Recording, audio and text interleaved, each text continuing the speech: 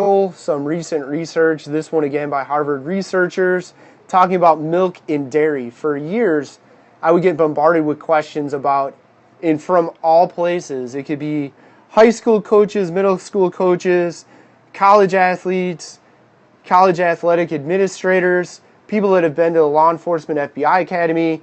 Hey, chocolate milk is the greatest thing since sliced effing bread, especially for recovery. To which I would respond, no, it's not. And they'd say, well, no, I was at the FBI Academy. I was at this conference. I was at this seminar, and they told us to have our athletes, have our kids, or that we should load up on chocolate milk. Let's look at some of the history of that. One, a lot of that research was funded by the dairy industry. Two, a lot of that compared chocolate milk to sugar or carbohydrate-only drinks. So things like your Age, your Gatorade, your Powerade, your Sportade. What it didn't compare good old low-fat, high-sugar chocolate milk to was a quality protein shake that somebody could make up in one of the good old blender bottles and have. If we start comparing chocolate milk to stuff in a blender bottle, there's proteins that are much higher quality. They're going to do a much better job for recovery. So we can knock that one right off the list for a benefit of milk. The next thing is, well, low-fat milk is a good source of calcium, and it's low-fat. Low-fat's good, right?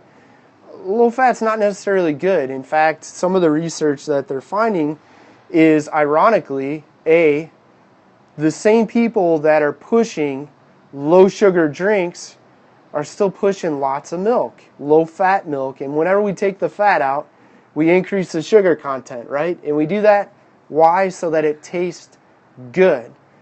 So this, again, we have a situation where the same people telling us we need less sugary drinks are encouraging 3 cups a day of low-fat milk, which is lots of sugar. And by the way, this is the same group that took pop or soda pop, depending on what part of the country you're from. You may call it one of the 3 things, maybe all 3. These are the same people that mandated that we take pop out of our schools, and in its place, they put sugar-loaded juices in bags and boxes, okay? So again, sugar's bad. We know that. Research is coming out and saying, hey, same groups that are telling us to have that, have lower sugar, are telling us to have more sugar via the high sugar, low fat drinks.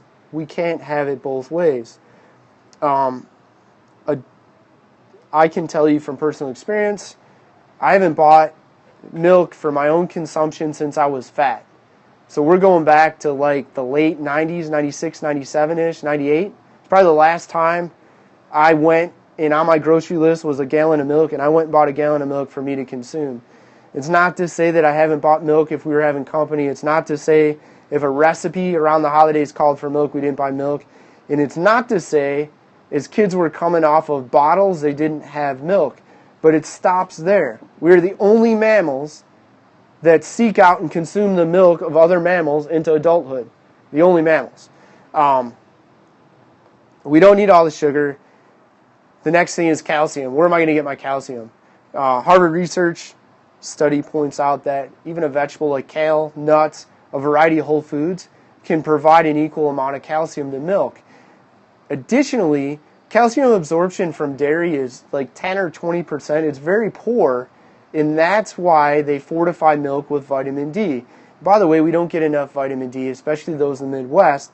So it's not that vitamin D is bad, it's just calcium absorption sucks to the extent that they have to add vitamin D to the milk. So what do you do for strong bones? What do you do to make sure you don't have issues with calcium? One, Google calcium, eat a variety of whole foods that are high in calcium, and pick up heavy things and set them down.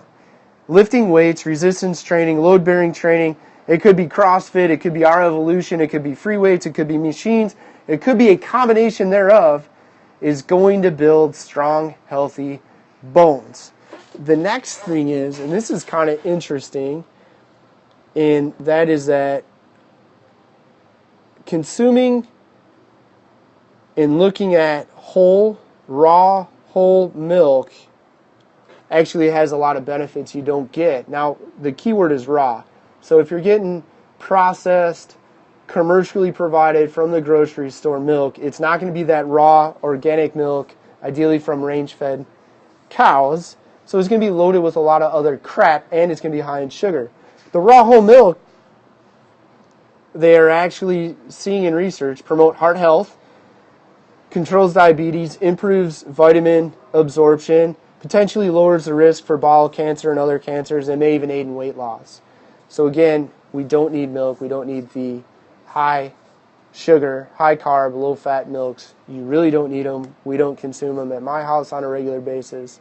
It's not to say we don't eat dairy. It's not to say that we don't eat cheese. We don't eat Greek yogurt. We don't eat other foods that are dairy in nature. It's just you don't need to consume milk on a daily basis.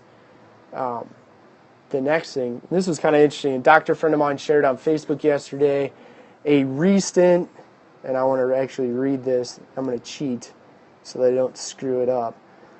The Journal of the American Medical Association, Volume 314, Number 7, dated November 3rd, 2015.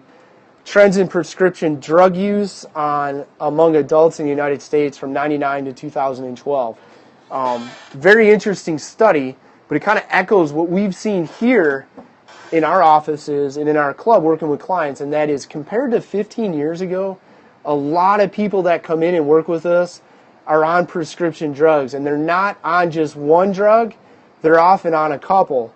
And if you look at the actual research and kind of the conclusion, 60% of Americans over the age of 20, so 60% of adults in the United States are on prescription drugs.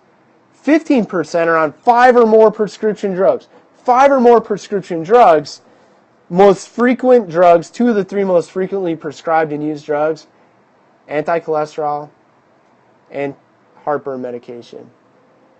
You can do a lot. You can do so much with lifestyle for both of those situations. Cholesterol. And I'm not practicing medicine. I'm not prescribing anything. I'm not telling anybody to ignore doctor's advice.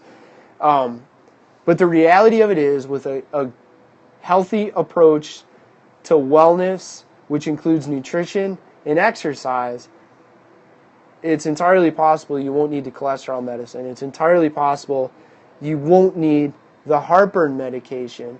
And when we start looking at multiple prescriptions, what we hear in conversation is, I'm on this and I'm on this for these reasons, but then I need to take this and I need to take this because of the potential interactions of these two, or because this impairs this, so I need to replace. So think about the power of that. If just by lifestyle you can get off of that prescription drug or prescription drugs, what does that mean for your long-term quality of life? Plus, anybody that tunes into regular commercial TV, all you have to do is watch 1 or 2 TV commercials for a prescription drug, and it's clear that there's 10 seconds of a 30-second commercial about what the drug's going to solve for you. Then there's 20 seconds about all the other bad stuff it's going to do for you.